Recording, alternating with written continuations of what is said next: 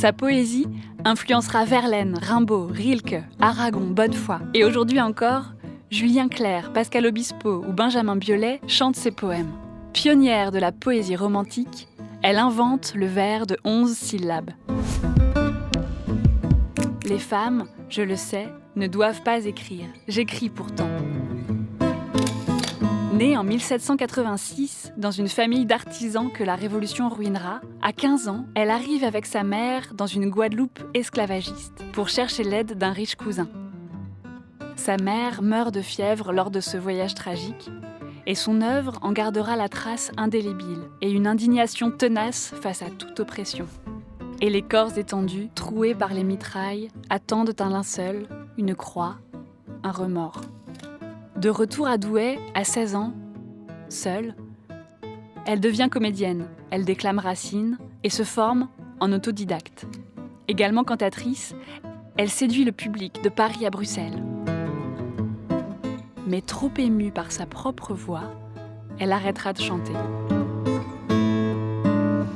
Elle a écrit parce qu'elle a souffert, elle le dit elle-même. Elle explique qu'elle a dû, à 20 ans, cesser de chanter et renoncer au chant parce que sa voix la faisait pleurer.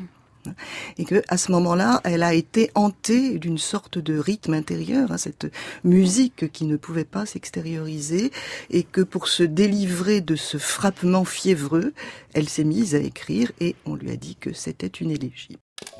Elle a 24 ans quand ses grossesses hors mariage la détournent un temps des planches. Empêchée en tant que comédienne de se marier avec son amant bourgeois, elle refuse le statut de femme entretenue et préfère travailler. Sur les 4 enfants qu'elle aura plus tard avec un comédien, un seul lui survivra. Surnommée Notre-Dame des pleurs et Notre-Dame du peuple, elle sublimera ses souffrances dans sa poésie. Elle invente quelque chose d'extrêmement libre finalement, puisqu'elle n'a pas encore à se draper ou à se poser en poète. Elle est une petite comédienne qui aime la poésie, qui invente une parole, je dirais, en faisant feu de tout mot.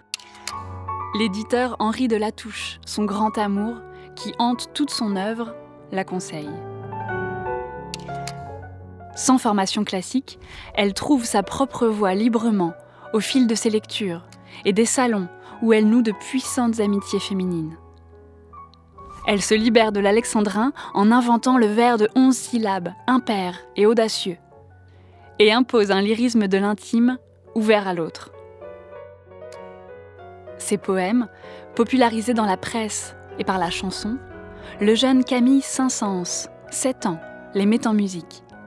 Une journée est une année, quand pour te voir, j'attends le soir.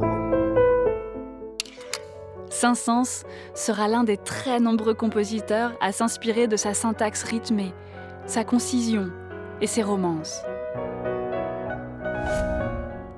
Marceline meurt à 73 ans, travaillant jusqu'au dernier souffle à son ultime recueil de poèmes.